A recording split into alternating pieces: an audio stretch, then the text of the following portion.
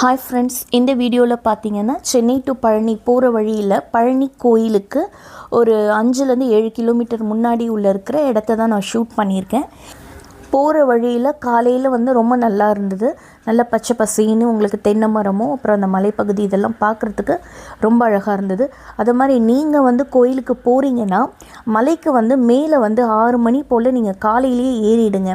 ஏன்னா நீங்கள் கேபிள் காருக்காகவோ இல்லை விஞ்ச் ரைடுக்காகவோ வெயிட் பண்ணிங்கன்னா நீங்கள் போகிறதுக்கு மட்டுமே கீழேருந்து மேலே மலைக்கு போகிறதுக்கு மட்டுமே உங்களுக்கு 2 மணி நேரம் நீங்கள் வெயிட் பண்ணணும்.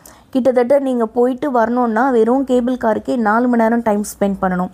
அது மாதிரி செவ்வாய்க்கிழமை, சனிக்கிழமை, ஞாயிற்றுக்கிழமை, சஷ்டி, கிருத்திகை, விருது நாள், லீவ் நாள் இந்த மாதிரி டைம் போகாமல் நீங்கள் நார்மல் டேஸில் போனீங்கன்னா நீங்கள் கூட்டத்துலேருந்து சாமியை சீக்கிரமாக பார்த்துட்டு வந்துடலாம். ஃப்ரீ தர்ஷனே 100 ருபீஸ் டிக்கெட்டும் பார்த்தீங்கன்னா நீங்கள் ரொம்ப நேரம் நிற்கிற மாதிரி இருக்குங்க.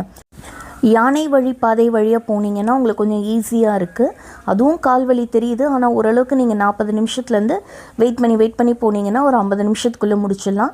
இல்லை படிக்கட்டில் போகிறதுனாலும் நீங்கள் ஒரு 1 ஹவர்க்குள்ளே முடிச்சிடலாங்க. அது மாதிரி நீங்கள் மலை ஏறி போகிறீங்கன்னா நீங்கள் காலையில் போகிறது பெஸ்ட். ஏன்னா 10 மணி 11 மணிக்கெல்லாம் உங்களுக்கு வெயில் நல்லா தெரியுது. அப்போ உங்களுக்கு ஏறி போகும்போதும் சரி இல்லை இறங்கி வரும்போது ரொம்ப கஷ்டமாக இருக்கும். அதனால் காலையில் போயிட்டீங்கன்னா ஒரு 1 ஹவரில் நீங்கள் மேலே ஏறிடலாம்.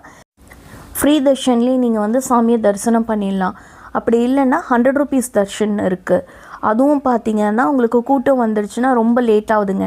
100 ருபீஸ் தர்ஷனும் கிட்டத்தட்ட 1.5 மணி நேரத்துலேருந்து 2 மணி நேரம் நிற்கிற மாதிரி ஆகிடுது. நீங்கள் 9 மணி மேலே போனீங்கன்னா.